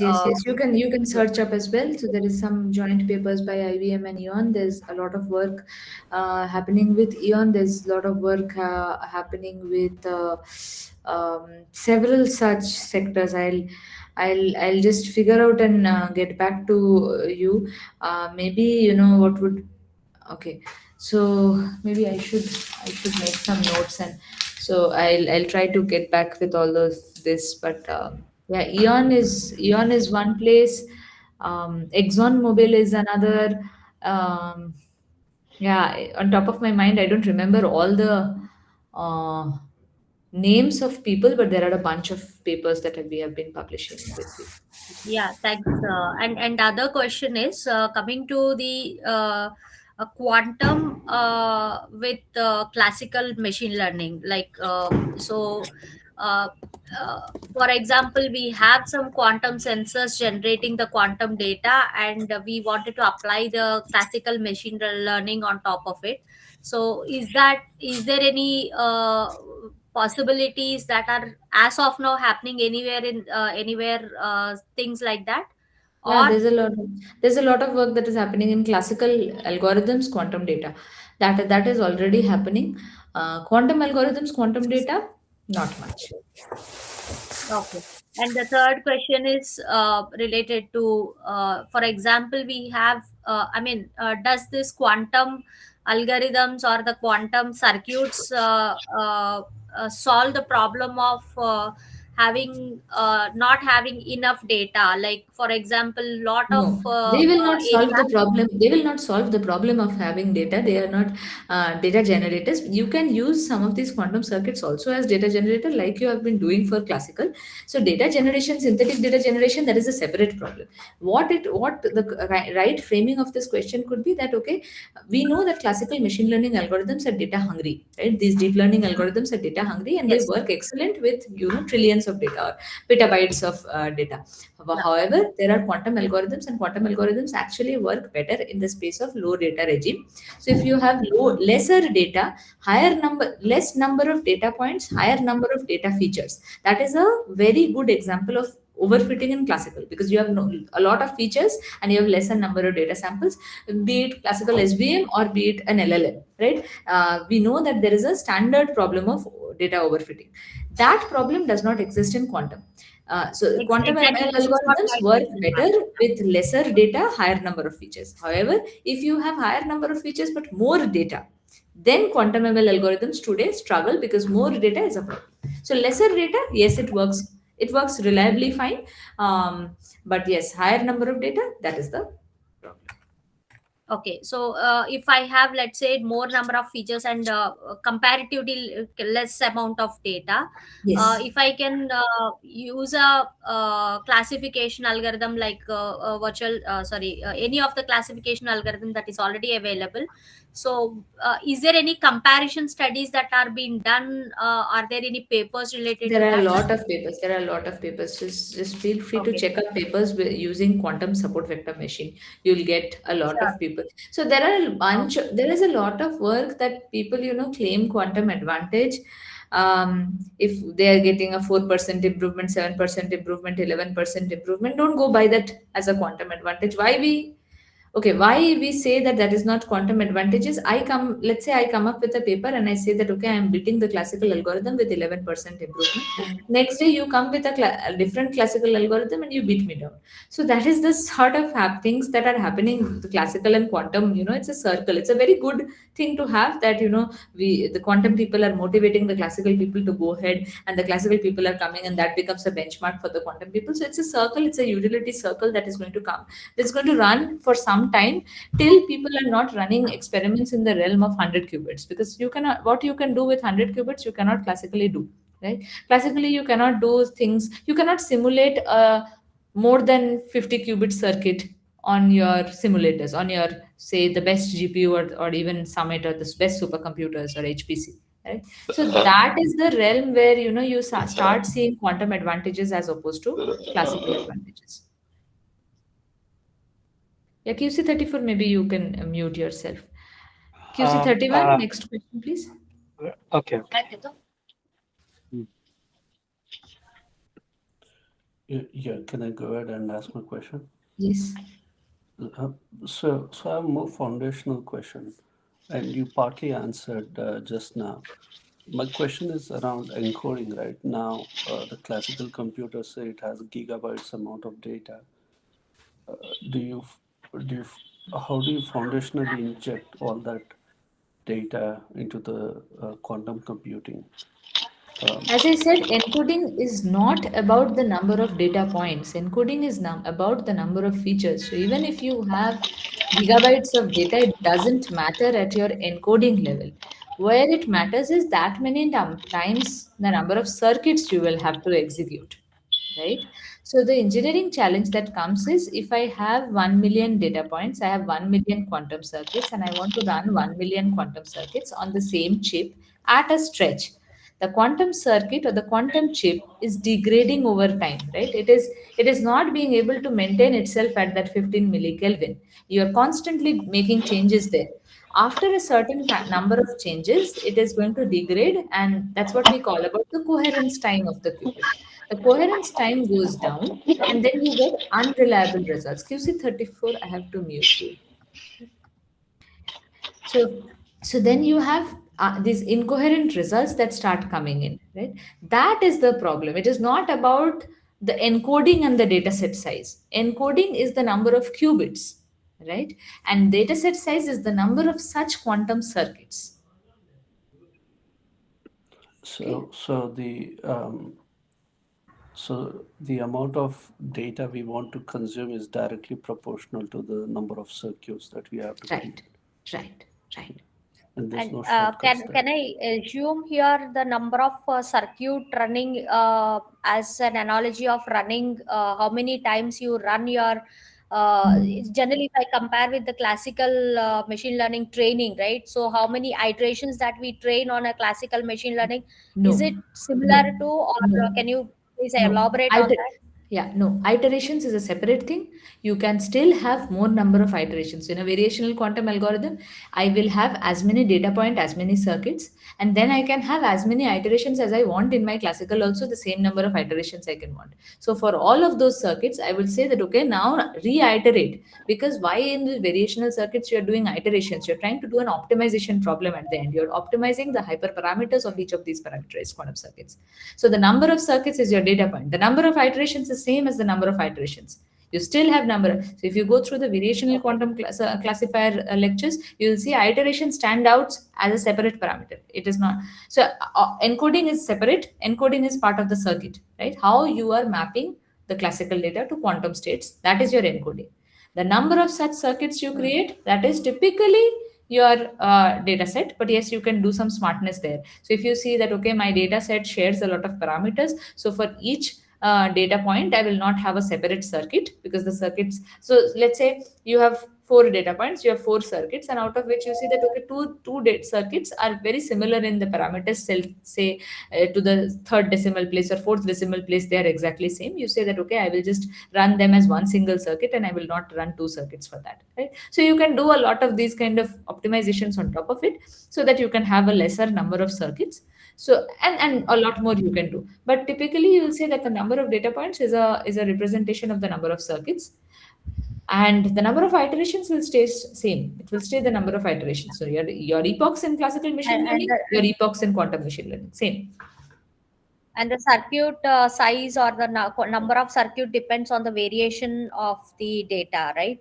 So variation in the data. Can I assume No, that I way? just explained that part. So if you have variation in the data, if each data point is significantly different and it is creating a separate parameterized quantum circuit, then you have as many data as many quantum circuits. Now, That's what, if like you see, there is less variation, then the circuits will be less. typically in Yeah, a real world data, that doesn't happen. You see that, okay, the correct. parameters are quite same. If you say about 2 decimal places, then you will have a huge reduction in number of circuits that is possible to do. Correct. Often you Yeah, don't yeah. want to do that, so sometimes people say up to 3 decimal, up to 4 decimal, and so on. But that is more on the extent of compression that you need, right? So that is how you would put that. Yeah. Thanks, ma'am. Thanks. Thank you. Yeah, Shine, you can. Yeah. Ma'am, the amount of compute that is freely available to us via Qiskit, will that be enough for doing standalone projects? Yeah, so you can actually do 10 in 10 minutes. You can actually do a lot. For QML, if you are doing on larger circuits, for example, say QSVM, you will struggle. So the way to calculate that is, let's say the number of qubits don't matter, right? Even if it is 2 qubit versus 100 qubits, the number of qubits don't matter.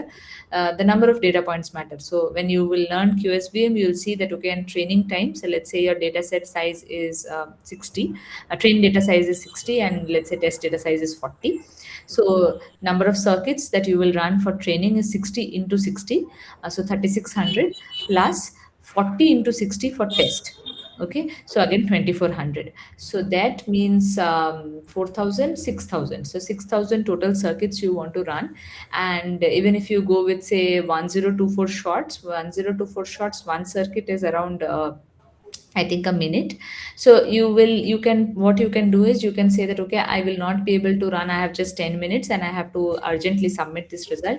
So I'll not be able to run at all. So I decrease the number of shots. Now, if you can go ahead and decrease the number of shots if you have lesser number of qubits.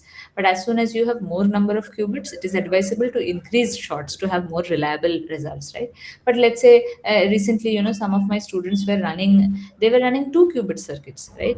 So for them, I said that, for them, even 200 shots is more than enough, right? So they did a 200 shots, and with their entire data set, it's an open data set, some Kaggle data set, some hackathon or workshop they were participating in. They could run everything in 7 minutes. Right, in under 7 minutes, the training and the testing was completed. Right, they of course decreased the number of shots to 250 or 200, something like that. We could calculate that upfront, and then you can run it. Now, this is on rolling basis. So if you have exhausted, let's say your 10 minutes today, so you will get the next 10 minutes in 30 days.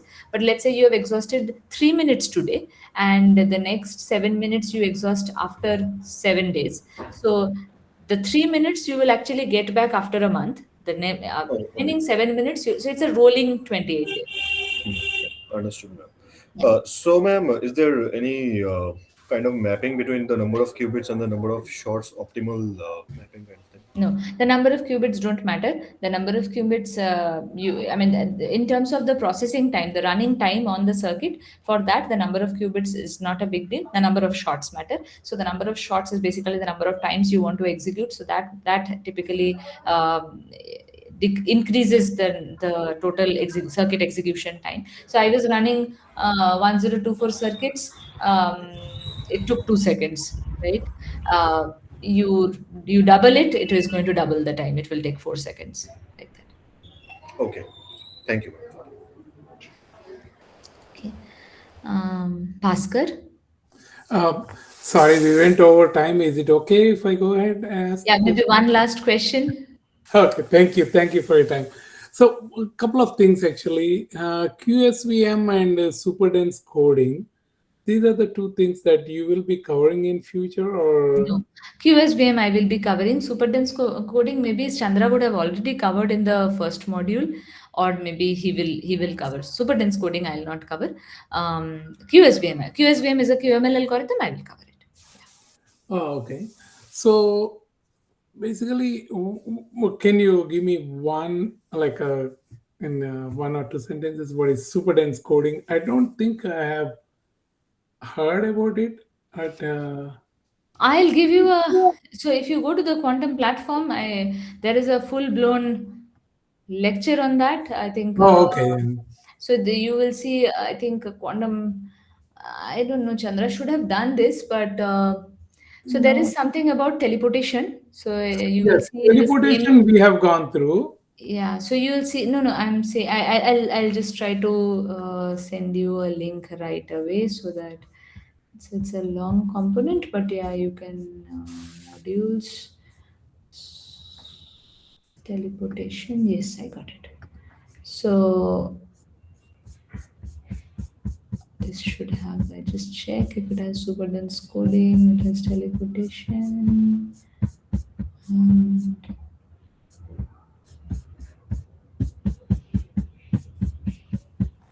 or I'll send you some content. No I mean, problem. you can find it. You Yeah. can find it on the learning portal. It would be there. But just see if this has it. This is about teleportation, but it's very connected to teleportation. So you should. Okay, okay.